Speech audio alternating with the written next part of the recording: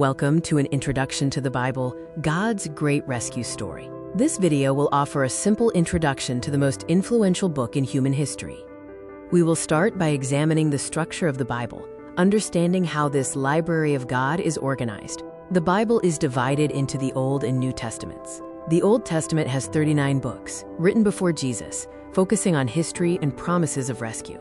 The New Testament has 27 books, written after Jesus, concentrating on his life, the church's beginning, and the hope of his return.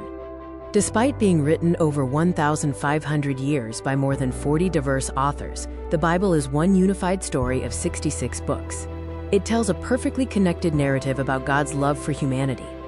Next, let's explore the overarching storyline, tracing the path from the beginning to the end.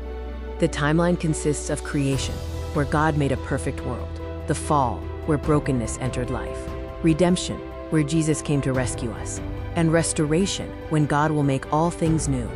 The heart of the Bible is Jesus, who bridges the gap back to God. It is a book of relationship, not just a book of rules. The Old Testament points to him, and the New Testament confirms his victory. People read the Bible for many reasons: to know God, for guidance in daily life, to find hope during difficult times, and to grow into more loving and patient people. The Bible's global impact is enormous. It is the most translated and best-selling book of all time, with translations into over 3,600 languages. Psalm chapter 119 verse 105 says, "Your word is a lamp to my feet and a light to my path." The Bible offers guidance, acting as a light in the dark. It may not show the whole journey, but it provides enough light to take the next faithful step forward with confidence. The journey of reading the Bible starts with one page. A recommended starting place is the Gospel of Mark, which is short, fast-paced, and focuses on Jesus.